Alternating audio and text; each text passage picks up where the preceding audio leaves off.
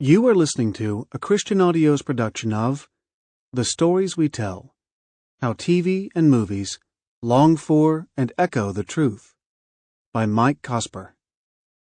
This book is read by Lloyd James.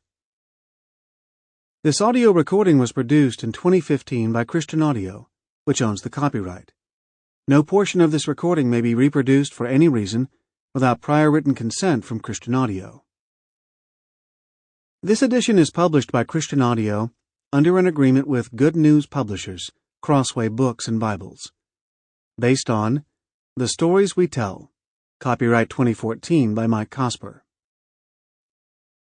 Please visit christianaudio.com, facebook.com/christianaudio, or twitter.com/christianaudio to offer your impressions of this work and to explore additional titles.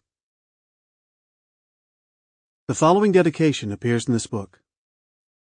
For my dad, thanks for buying the big TV. And for Sarah, who has endured my television addiction for all these years. Thanks for watching with me.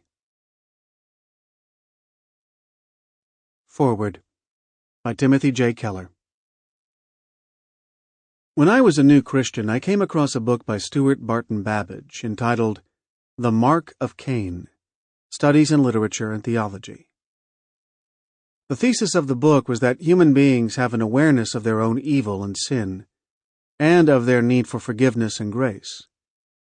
He ranged over the range of modern literature, from D.H. Lawrence's Sons and Lovers and Lady Chatterley's Lover, to Kafka's The Trial, George Bernard Shaw's Major Barbara and St. Joan, Faulkner's Requiem for a Nun, Steinbeck's East of Eden, Camus' The Fall, Hemingway's For Whom the Bell Tolls, and Sartre's Nausea and No Exit. He showed how these authors' stories and fiction bore witness to important aspects of the Bible's account of the human condition.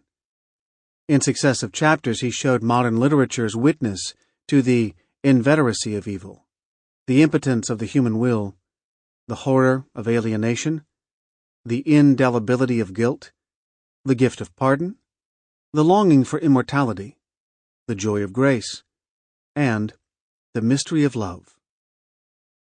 In short, he showed the fragments of the Christian story even in the stories told by the great artists of the modern era. Or, put another way, Babbage showed how the Christian master narrative made sense of all these other dark, gripping, and moving narratives. Babbage's book had a profound influence on me. It was revolutionary for me to see how the biblical gospel's power was not confined to my inward transformation in life within the Christian community.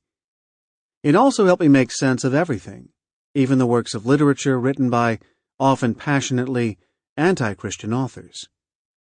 It helped me see that human beings may hold down the knowledge of God's reality. See Romans chapter 1, verse 18. But in order to suppress and hold it down, they must actually possess it at some level. They know the truth, but they don't know it.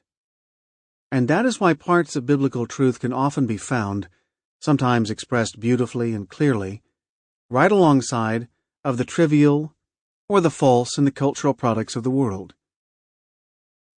Mike Cosper, like Babbage 2 generations ago, turns to the main storytellers of our time. But in the case of late modern culture, they are more often filmmakers than writers. Mike also rightly assumes that human beings cannot escape being in the image of God. He quotes postmodern writer David Foster Wallace saying, "We're absolutely dying to give ourselves away to something." Indeed we are.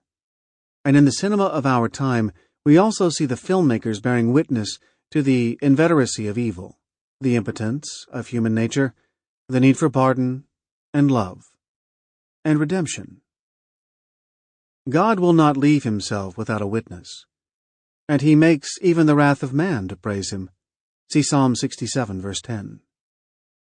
Mike's book will help listeners learn to put the gospel on like a pair of glasses in order to see the good, the bad, and the ugly in our culture more clearly.